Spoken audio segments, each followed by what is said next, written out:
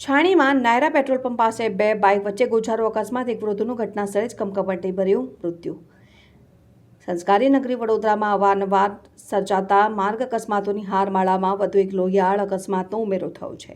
શહેરના છાણી વિસ્તારમાં આવેલા નાયરા પેટ્રોલ પંપ પાસે આજે બે મોટરસાયકલ વચ્ચે સર્જાયેલા ગંભીર અકસ્માતમાં એક વ્યક્તિએ પોતાનો જીવ ગુમાવ્યો છે અને સામસામે બે બાઇકો ધડાકાભેર અથડાતા સર્જાયેલા આ અકસ્માતને પગલે સ્થાનિક પંથકમાં અરેરાટી વ્યાપી ગઈ છે।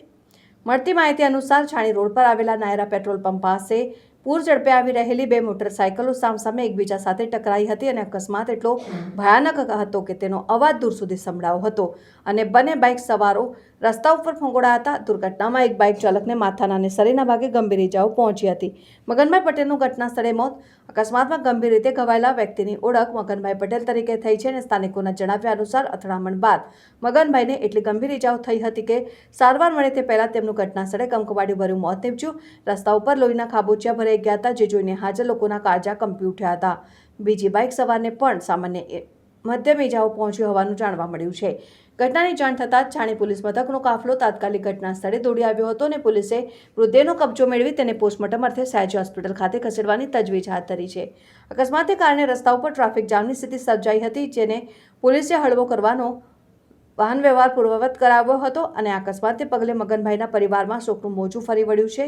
સ્થાનિક લોકોના જણાવ્યા મુજબ આ વિસ્તારમાં વાહનોની ગતિ પર નિયંત્રણ ન હોવાને કારણે અવારનવાર અકસ્માતો સર્જાય છે અને હાલમાં છાણી પોલીસે ગુનો નોંધી અકસ્માતનું ચોક્કસ કારણ જાણવા માટે સીસીટીવી ફૂટેજ અને અન્ય પુરાવાઓની તપાસ શરૂ કરી છે।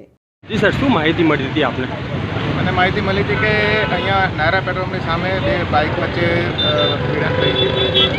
પછી તાત્કાલિક અમે દોડીને આવ્યા તો મારા સંબંધી જ હતા, મારા દાદા થતા હતા અને અહીંયા ઓન ધ સ્પોટ એમની ડેથ થઈ ગઈ છે, માથામાં વાગવાથી। કેટલી ઉંમર હતી સાહેબ? આશરે 68 વર્ષની આસપાસ એમની ઉંમર હતી। શું નામ છે એમનું? મગનભાઈ નારાયણભાઈ પટેલ। અચ્છા, રહેવાનું ક્યાં છે એમનું? છાણીમાં એમનું લાકડાનું કામકાજ છે, લાકડાની સોમિલ છે છાણીમાં એમની, પટેલ સોમિલ કરીને। અચ્છા, આગળની કાર્યવાહીમાં કંઈ? બસ હમણાં એમની ડેડ બોડીને લઈને એમના કોલ્ડરૂમમાં મૂકવા છે, પીએમનો પ્રોસેસ આગળ ચાલુ કરશે અને પછી આગળની કાર્યવાહી શું થશે એ પોલીસ દ્વારા જે કંઈ થશે એ પ્રમાણે